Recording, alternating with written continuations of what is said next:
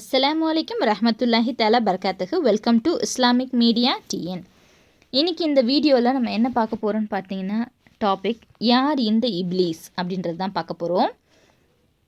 பெருமான் நபி ஸல்லல்லாஹு அலைஹி வஸல்லம் அவங்களுக்கு அவர்களோட தோழர்களும் பேசிகிட்டு இருந்தபோது கதவு தட்டப்படும் ஓசை ஒன்று கேட்டுச்சான். பெருமான் நபி ஸல்லல்லாஹு அலைஹி வஸல்லம் அவங்க சொன்னாங்க, இப்லீஸ் வந்திருக்கான், கதவை தரங்க அப்படின்னு சொல்லிட்டு. உமர் ரலியல்லாஹு அன்ஹு அவங்க நாயகத்திடம் சொன்னாங்க, அனுமதி கொடுங்கள் நாயகமே, ஒரே போடாக போட்டு விடுகிறேன், கியாம நாள் வரை மக்கள் துன்பம் இல்லாமல் இருக்கலாமே அப்படின்னு கேட்டிருக்காங்க. அவனை கொல்கின்ற உரிமையோ பெருமையோ உமக்கு கிடையாது உமரே அப்படின்னு சொல்லிட்டு நம்ம நபிகள் நாயகம் ஸல்லல்லாஹு அலைஹி வஸல்லம் அவங்க சொல்லிட்டாங்க உமர் ரலியல்லாஹு அன்ஹு அவங்கள பார்த்து. கண் போனவனாக ஒரு மாதிரியான உருவம் கொண்டவனாக வந்தான் இப்லீஸு. அஸ்ஸலாமு அலைக்க யா முஹம்மத் என்றான் இப்லீஸு. அஸ்ஸலாமு அலைக்க யா ஜமாஅத்துல் முஸ்லிமீன், சலாம் என்பது அல்லாஹுக்கு சொந்தமானது, உனக்கு சொல்ல முடியாது என்றார்கள் கண்மணி பெருமானா நாயகம் ஸல்லல்லாஹு அலைஹி வஸல்லம் அவர்கள். உனக்கு சாந்தி உண்டாகட்டும் என்று சொன்னால் அதைவிட பெரிய வார்த்தை இப்லீஸுக்கு வேறு ஒன்றும் இல்லை அல்லவா? ஆகவே அலைக்க யாலையின் லஹ்னத் தான் உனக்கு சொந்தம் என்றார்கள்.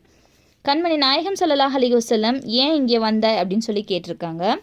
அதுக்கு ஷைத்தான் அல்லாஹ் வர சொன்னால் வந்தேன், முகமது என்ன கேட்கிறாரோ அதற்கெல்லாம் சரியாக பதில் சொல்ல வேணும், உண்மையை சொல்ல வேணும், பொய் சொன்னால் மெழுகு உருகுவதை போன்று உருவி விடுவாய் அப்படின்னு சொல்லிட்டு அல்லாஹ் என்ன சொல்லி அனுப்பி வச்சான் அப்படின்னு சொல்லி சொல்கிறான். கண்மணி நாயகம் ஸல்லல்லாஹு அலைஹி வஸல்லம் அவங்க கேள்வி கேட்க துவங்குகிறாங்க. என்னென்ன கேள்வின்னு பார்த்தீங்கன்னா, உனக்கு முதல் எதிரி யார் அப்படின்னு கேட்டாங்களாம். நீங்கள் தான். அதற்கு அடுத்து இரண்டாவது எதிரி யார் அப்படின்னு கேட்டிருக்காங்க. ஒரு வாலிபன் வாலிப பருவத்தை அல்லாஹ்வை நினைக்கின்றான், தொழுகின்றான், அழிகிறானோ அவன்தான் எனக்கு இரண்டாவது எதிரி அப்படின்னு சொல்லியிருக்கான். மூன்றாவது எதிரி யார் அப்படின்னு கேட்டிருக்காங்க.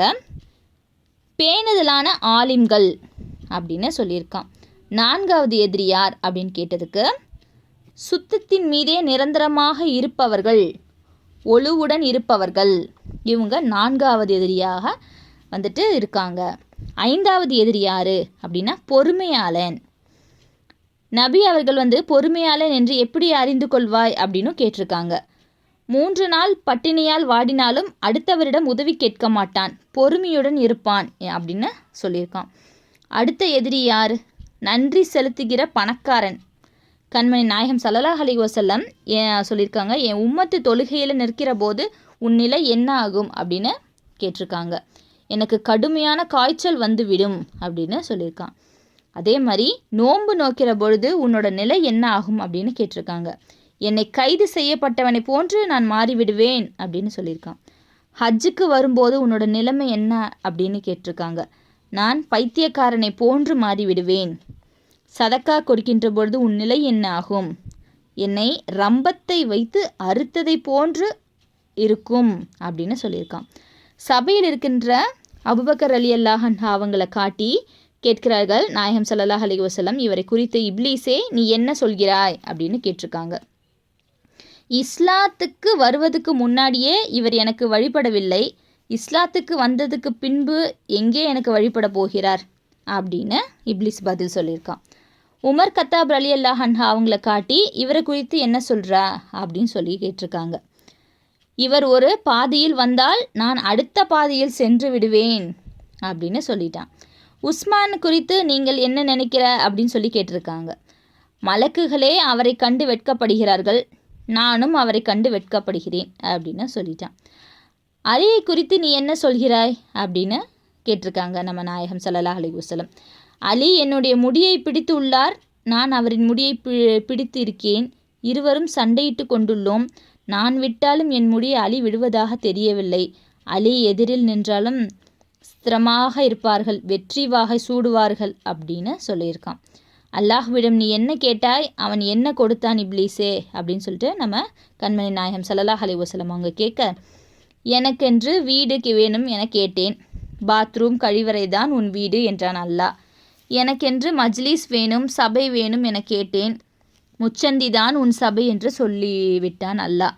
எனக்கு ஒரு மோதினார் வேணும் என கேட்டேன், இசைக்கருவிகள் தான் உன் மோதினார், அதாவது அலைப்பொழி அப்படின்னு சொல்லிட்டான். எனக்குன்னு உதவியாளர் வேணும் என கேட்டேன், பெண்கள் தான் உன் உதவியாளர்கள் என்று அல்லாஹ் சொல்லிவிட்டான். எனக்கென்று ஒரு பேச்சு வேண்டும் என்று கேட்டேன், அது பொய்தான் அப்படின்னு அல்லாஹ் சொல்லிவிட்டான். நீ தௌபா செய்துவிடு, உனக்காக நான் பாவ மன்னிப்பு கேட்கின்றேன், உன்னை சொர்க்கத்திற்கு அனுப்பிவிடுகின்றேன் என்று நாயகம் கண்மணி ஸல்லல்லாஹு அலைஹி வஸல்லம் அவங்க சொல்லியிருக்காங்க. அதுக்கு இப்லீஸ் சிரிச்சுக்கிட்டே சொன்னானா, நீ சீதேவிகளின் தலைவர், நானோ மூதேவிகளின் தலைவன் என்று அல்லாஹ் முத்திரை குத்தி விட்டான். இந்த முயற்சிக்கெல்லாம் நீங்கள் வர வேண்டாம், என்னை திருத்த முடியாது, முயற்சி செய்யாதீர்கள் அப்படின்ட்டு ஒதுங்கிட்டானா. இப்லீஸே திருத்த முயற்சி செய்த கண்மணி நாயகத்தின் பாசம்தான் என்ன. சுபான்லா. இந்த மாதிரி இன்ட்ரெஸ்டிங்கான டாபிக் உள்ள வீடியோஸை இன்ஷால்லா அடுத்தவங்களுக்கு ஃபார்வர்ட் பண்ணிவிடுங்க. அதன் மூலியமாக அவங்களும் இந்த மாதிரியான ஹதீஸுகளை தெரிஞ்சுக்கிட்டும். இன்ஷால்லா வேறு ஏதாவது வீடியோ தேவைப்படுச்சுன்னா எனக்கு கமெண்ட்டில் சொல்லுங்கள். வேறு ஒரு வீடியோவில் இன்ஷால்லா உங்களை நான் சந்திக்கிறேன். அஸ்ஸலாமு அலைக்கும் வரஹ்மத்துல்லாஹி தஆலா பரகாத்துஹு.